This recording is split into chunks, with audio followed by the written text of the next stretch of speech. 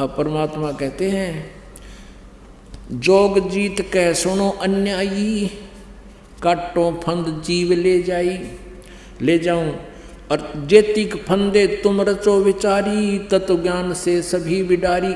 जितना भी तुम अज्ञान फैलाओगा तत्व ज्ञान से सबका नाश कर दूंगा उस अज्ञान का। जौन जीव हम शब्द दृढ़ावे, फंद तुम्हारा सकल मुक्तावे, निश्चय कर परवाह ना पावे, पुरुष नाम ते ही देऊं चिन्हावे, ताके निकट काल नहीं आवे, संधि देखता को शरणावे। धर्म राय उठ शीस नवायो, तब हम संसार सिधायो, जब हम देखा धर्म सकाना, तब हम वहाँ से किया पियाना। कहे कबीर सुन धर्मनि नागर, तब हम आ गए भवसागर। अब ये प्रसंग आगे बताया है कि फिर हम इसके पास आए, ब्रह्मा के पास आए, फिर हम विष्णु के पास आए, फिर हम शिव के पास आए। लेकिन काल के अज्ञान के कारण, काल प्रभाव से इन्होंने हमारी बात को सुना अवश्य, लेकिन स्वीकारा नहीं। तीनों देवताओं ने, ब्रह्मा जी, विष्णु जी, शिव जी ने। कबीर साहब कहते हैं हम बैरागी ब्रह्मपद सन्यासी महादेव, सो हम मंत्र दिया शिव जी को, वो करे हमारी सेव। परमात्मा कहते हैं ब्रह्मा को भी हमने ही बताया था कि इस ओम मंत्र का जाप कर तू, क्योंकि ये भी मालिक के बच्चे हैं। परमात्मा ने तो अपने सारे बच्चे एक जैसे होते हैं। और विष्णु जी को भी परमात्मा ने हरियम नाम दिया था, जिसका वो स्वयं भी जाप करते हैं। लक्ष्मी जी भी इसका जाप करती हैं। इसलिए दिया था कि इनकी थोड़ी बहुत बैटरी चार्ज होती रहेगी। और शिव जी को परमात्मा ने ये सोहम मंत्र दिया था। अपनात्मा परमात्मा ने जो जड़ी बनाकर आपको 7 मंत्रों की दी है, उसका एक विशेष लाभ होगा। उसके बाद फिर आपको सतनाम दिया है। सतनाम जिसको मिल जाएगा, उसके बाद फिर जब आप सारनाम के योग्य हो जाओगे, सारनाम दिया जाएगा। फिर आपके मोक्ष में संशय नहीं रहेगी, लेकिन रहना पड़ेगा मर्यादा में अंतिम श्वास तक। यदि आप जी ने ये नाम तीनों प्राप्त भी कर लिए और गुरु जी से, परमात्मा से दूर हो गए, इससे निकल गए, तो फिर काल के जाल में रह जाओगे। मोक्ष नहीं हो सकता फिर आपका। हाँ, दुर्गति और बढ़ जाएगी। जैसे ऊपर ब्रह्मलोक में चले जाओगे, क्योंकि कमाई बहुत हो जाएगी, देवता तुम्हीं में से बनाएगा। और अपुण्यात्माओं, जैसे अब जितने पुण्यात्मा इस मंत्र का विधिवत साधना करेंगे, इस मर्यादा में रहकर दास से उपदेश लेकर, ये करोड़ों की संख्या में होगी। और इन्हीं में से फिर जो पार तो होंगे वो तो करना क्या है, और जो रह जाएंगे उनको फिर इसी काल के कोल्हू में डाल देगा। पहले स्वर्ग में, महास्वर्ग में, स्वर्ग में, ब्रह्मलोक में, महास्वर्ग में, स्वर्ग में। फिर जैसे प्रथम मंत्र का जाप आप करते हो, फिर कुछ दिन ब्रह्मा जी के लोक में प्रथम मंत्र की कमाई नाश करवाएगा तुम्हारी। और फिर विष्णु जी के लोक में जो आप 7 मंत्र में से विष्णु जी का जाप करते हो, उसकी कमाई विष्णु जी के लोक में गण बना देगा, देवता बना देगा, आपकी पूंजी नाश करवाएगा। फिर शिव जी का जो जाप आप करते हो 7 मंत्रों में, प्रथम मंत्र में जो एक नाम है, उसकी कमाई शिवलोक के अंदर आपकी बर्बाद करवा देगा। उसके बाद सतनाम में जो प्रथम मंत्र ओम है, उसकी ब्रह्मलोक के अंदर वहाँ देवता बना देगा। वहाँ नकली सतलोक, अलखलोक, अगमलोक, अनामी लोक भी बना रखे हैं इसने, और वहाँ ओम नाम के मंत्र की कमाई वहाँ नाश करवा देगा।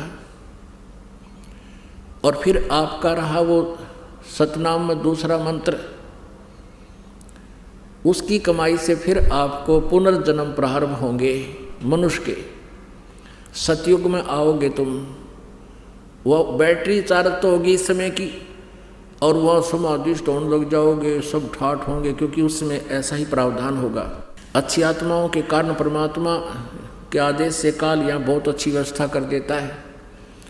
बहुत बढ़िया फलदार वृक्ष होंगे, लाखों वर्ष की आयु होगी, और फिर भगवान की जरूरत है कोई ना। लेकिन पिछले संस्कार से आत्मा जरूर मालिक को चाहेगी, डले डुआ होगा आपसे, हैं, समाधि डुआ देगा।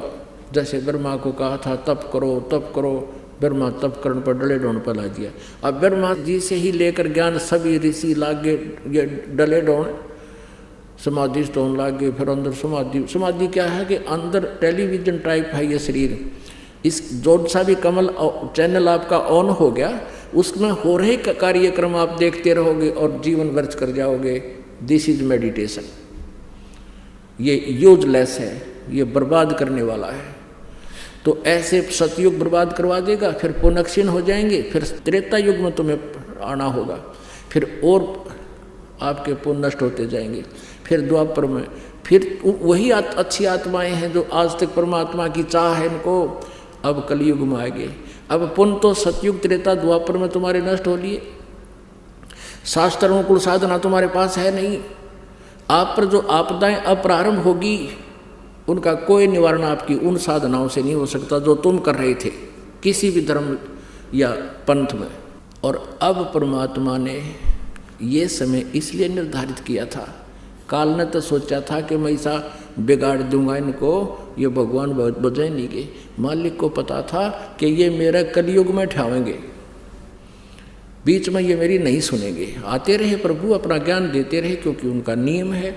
वो जैसे बच्चे बिगड़ जाते हैं किसी बाप के, वो पीछे पीछे फिरता रहता है, वो बेशक ना मानो उसकी बात नहीं, उसको मालूम है कभी इनकी देह टूटेगी जब मानेंगे ये। अब कोई बच्चा मान ले बकवाद करता है, चोरी करने लग गया, पिताजी मना करता है, नहीं मानता है, शराब पीता है, फिर किसी दिन पकड़ा भी जाओगा, उसके जूते भी लागेंगे, सजा होगी, पिताजी फिर भी कोशिश करेगा ये छूट जावे और इसका जन्म सुधर जाए, अपना फिर धंधा कर ले। तो मानना जब है तो उसकी देह टूट लेगी। तो अब हमारी देह टूट ली, अब कलयुग में हम आ लिए, सब पर आपदाएं आ रही हैं। पिछले पुण्य रहे को ना, जो साधना हम कर रहे हैं वो शास्त्र विरुद्ध है, उसका कोई लाभ नहीं। तो अब हम परमात्मा के ठावाएंगे, यानी अब हमें मिलेगा भगवान। और इसलिए दाता ने ये समय दिया था कि ले तू कर ले जो तने करना है, और जब कलयुग आओगा जब मैं आप देख लूँगा। अब इसने चाल चाली थी कि पहले अपने दूत भेज कर भ्रमित करवा दूंगा। परमात्मा ने चाल चाली थी कि पहले इसके दूत आकर वो एंड बैंड हुआ वाई बोल लेंगे, वो बकवाद बता देंगे सब, और फिर मैं शास्त्र अनुकूल साधना और सत्य ज्ञान सब समझाऊंगा। ये पुण्यात्मा शिक्षित होंगी, सदग्रंथों को देखकर उन अज्ञानियों से अपने आप भाग आऊंगी मेरे पास। और ज्ञान सब ज्ञानड़ी, कबीर ज्ञान सो ज्ञान, जैसे घोड़ा तोब का इब करता चले मैदान। अब परमात्मा का भी ज्ञान मैदान करेगा और सबका अज्ञान अंधेरा हट जाएगा और सभी पुण्यात्माएं परमात्मा के पास आएंगी। जिन सुखों को आप ढूंढ रहे हो यहाँ आपको फ्री में मिलेंगे। आपकी आपदाएं टलेंगी, आपके प्रारब्ध के पाप नाश होकर के आपके पुण्य प्रफुल्लित होंगे और आपको भगवान मिलेगा।